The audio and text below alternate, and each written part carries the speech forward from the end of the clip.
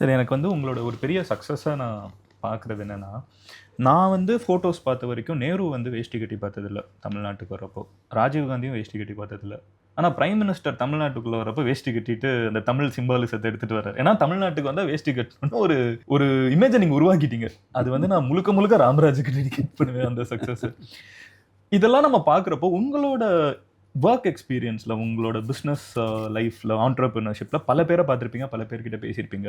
இந்த politics and பிஸ்னஸ்ங்கிறது வந்து நம்ம ஊரில் என்றைக்குமே சம்டைம்ஸ் ஒத்து போவாங்க, சம்டைம்ஸ் முன்ன பின்ன வரும். அதெல்லாம் எப்படி ஃபேஸ் பண்ணுவீங்க? நான் வந்து எல்லா கட்சி வேஷ்டி தயார் பண்ணுறாள். இந்த கட்சி வேட்டி தான் தயார் பண்ண, அந்த கட்சி வேட்டி தான் தயார் பண்ணுறது இல்லை.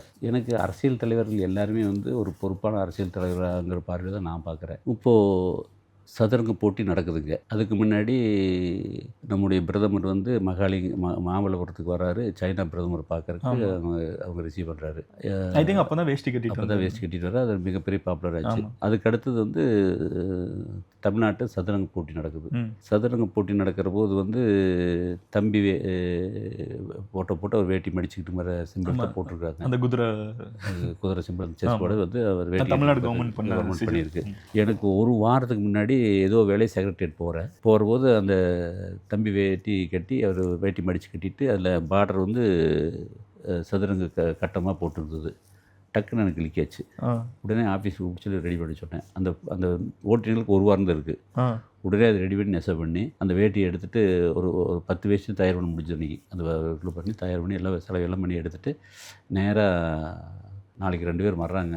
பிஎம் வர குத்து விளக்கத்துக்கு பிஎம் வர்றாரு, சிஎம் கூட்டிருக்காங்க, 2 பேரும் சேர்ந்து அந்த நிகழ்ச்சி பண்ணுறாங்க அப்படின்ட்டு நேராக அதை எடுத்துகிட்டு சென்னை வந்து சிஎம்கிட்ட கொடுத்து அந்த வேட்டி லான்ச் பண்ணணும் அப்படின்ட்டு நேராக அங்கேருந்து புறப்பட்டு சீஃப் செக்ரட்டரி இறையன்பு சார் இருக்கார். சார் வர சிஎம் பார்க்க வர்றேன், எனக்கு எதாவது பார்த்து இந்த அப்பாயின்மெண்ட் பண்ணி கொடுத்துருங்கனாரு. இவன் நல்லா பிஸியாக இருக்காரு, என்ன பண்ணுறது தெரியல, நீ வா பார்த்துக்கலாம், அவர் கன்ஃபார்ம் சொல்ல வா பார்த்துக்கலாம். ஏதோ நம்பிக்கை நான் புறட்டு வந்தாச்சு. புறட்டு வந்தோடனே சரி இங்கே கொண்டு போய் சிஎம்க்கு கொண்டு போய் லான்ச் பண்ணிடுறான், பிஎம்க்கு எப்படி கொடுக்குறது அப்படிங்கும்போது நான் அவங்க எல்லாம் பேசி டெல்லி கொடுத்து அனுப்புங்கன்னு கொடுத்துரு அப்படிங்கிறாங்க. அப்புறம் சரி போட்டு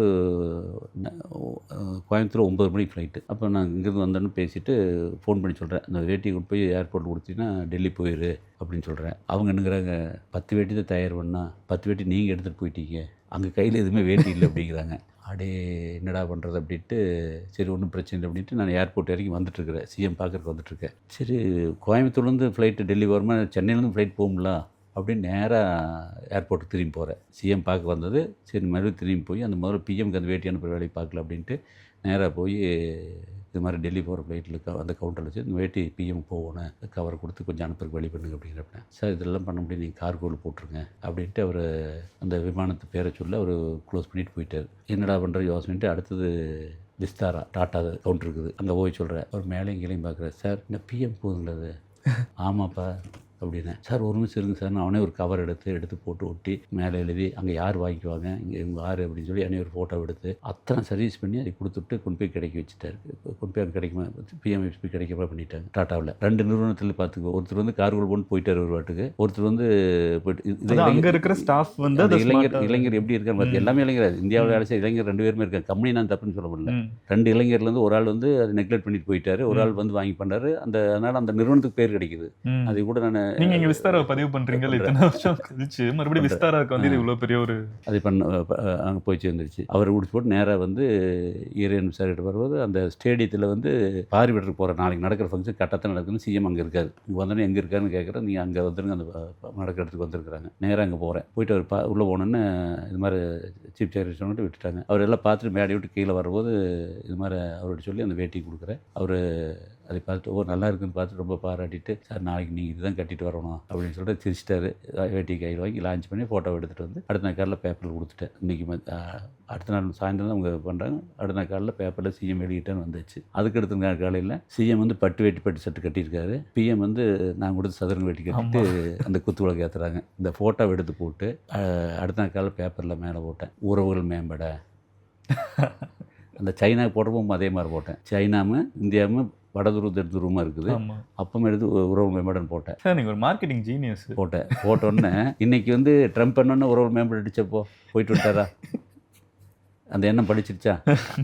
இப்போது இந்த இதில் வந்து சதுரங்க போட்டில் அதே மாதிரி போட்டு சிஎம் ஒரு கட்சியில் இருக்கார், பிஎம் ஒரு கட்சியில் இருக்கார். Opposite துருவங்கள் வடதுருவம் தென்துருவமாக இருக்குது. பட் அவங்க வந்து அரசியல் கொள்கைகள் வித்தியாசம் இருந்தாலும் சரி, நம்முடைய ஜனநாயகத்துக்கு கரெக்டாக மதிப்பு கொடுத்து 2 பேரும் போய் அந்த சதுரங்க போட்டியாக குத்துவிளக்கு 2 பேரும் ஏற்றி வைக்கிறாங்க. இவர் பட்டு வேஷ்டி பட்டு ஷர்ட் கட்டியிருக்காரு, அவர் சதுரங்க வேட்டி கட்டியிருக்காரு. இந்த ஃபோட்டோ எடுத்து அடுத்த காலையில் உறவு மேம்படன்னு போடுற இது மாதிரி தமிழ்நாட்டு நெசவாளர் சார்பாக பிரதம அமைச்சருக்கும் தமிழக முதலமைச்சருக்கும் எங்களோட நன்றியை தெரிவித்துக் கொள்கிறோம் அப்படின்னு போடுற இந்த பேப்பரை பார்த்துட்டு மிகப்பெரிய ஆளுமையெல்லாம் கூப்பிட்றாங்க. ஆமாம் சார், எனக்கு கேட்குறதுக்குமே கூஸ் பம்ப்ஸ் வருது. இதில் இன்னொரு way of looking at it is, 2 பேரும் நீங்கள் சொன்ன மாதிரி ஆப்போசிட் துருவம். டிஎம்கேவாக இருக்கட்டும், பிஜேபியாக இருக்கட்டும், பிரைம் மினிஸ்டராக இருக்கட்டும், சிஎம்மாக இருக்கட்டும். சிஎம் வந்து முந்தின நாள் வந்து லான்ச் பண்ணுறாரு ஒரு வேஷ்டியை, அடுத்த நாள் பிரைம் மினிஸ்டர் அதை கட்டிட்டு சிஎம்மோடையே வந்து ஒரு ஈவெண்ட்டை சென்னையில் அட்டன் பண்ணுறாரு. இது வந்து நீங்கள் பாசிபிள் ஆக்கியிருக்கீங்க. அடுத்த நாள் இந்த பேப்பரை பார்த்துட்டு கவிஞர் வைரமுத்து கூப்பிட்டு, இது என்னப்பா வேலை இவ்வளோ வேலை பண்ணியிருக்கிற, இது வேறு 6 நாளையும் பண்ண முடியாது, 6 நாளையும் பண்ண முடியாது, இது எப்படி பண்ண, என்ன தைரியம் இதெல்லாம் பண்ணுற அப்படின்னாப்புல. எனக்கு என்னங்க, எனக்கு தமிழ்நாடு நல்லா இருக்கணும், இந்தியா நல்லா இருக்கணும், யார் மேலேயும் எனக்கு எந்த விதமான இல்லை, எல்லாம் நல்லா அருமையான ஒரு போட்டி நடத்துகிறாங்க. நம்முடைய பாரம்பரியத்தை பண்ணி பண்ணுற போது வந்து நான் வில்லேந்தியத்தை பண்ணுறேன், அந்த அது இயற்கை வந்து கரெக்டாக அமைச்சு கொடுத்து கரெக்டாக அதை கொண்டு வந்து நிறுத்துது. இது வந்து நான் வந்து ஏதோ ஒரு கட்சிக்காரனா தப்பாக தெரியும், நான் பொது மனிதன் இருக்கும்போது எல்லோரும் அதை அக்செப்ட் பண்ணிட்டாங்க. ஒரு ஆள் கூட அதை நெகட்டிவ் போடல, என்ன இப்படி பண்ணியிருக்குன்னு. அந்த இருந்த உணர்வெல்லாம் நெகட்டிவ் உணர்வெல்லாம் மாறி எல்லாம் பாசிட்டிவாக 2 பேர்த்தையும் ஒன்றா பார்க்குறோம். பாசிட்டிவாக இந்தியாவை தனியாக தமிழ்நாடு தனியாக பார்க்காது, நம்முடைய பாரம்பரியமான ஒரு இந்தியனுடைய கல்ச்சரை பார்த்த மாதிரி எல்லாரும் பார்த்தாங்க. அது வந்தாலே எவ்வளோ பெரிய மாற்றம் நம்மளுக்கு. பயங்கரமான சம்பவம் சார். சம்பவம் வாங்கல, அந்த மாதிரி ஒரு விஷயத்தை பண்ணியிருக்கீங்க சார். வீடியோ என்ன சடனா நின்றுச்சுன்னு யோசிக்காதீங்க, இதுவும் நம்ம சேனல் தான். பட் இது மதன் கௌரி கிளிப்ஸ். ஒரு பெரிய வீடியோவோட முக்கியமான போர்ஷன்ஸை மட்டும் கட் பண்ணி போஸ்ட் பண்ணுற சேனல். நீங்க ஃபுல் வீடியோவை பார்க்கணும்னு நினைச்சீங்கன்னா இங்க இருக்கிற கார்டை கிளிக் பண்ணலாம். ஆர் கீழே இருக்கக்கூடிய கமெண்ட் செக்ஷன்ல லிங்க்கும் இருக்கும், டிஸ்கிரிப்ஷன்லயும் லிங்க் இருக்கும், அதையும் கிளிக் பண்ணி மெயின் சேனல்ல ஃபுல் வீடியோ பார்க்கலாம்.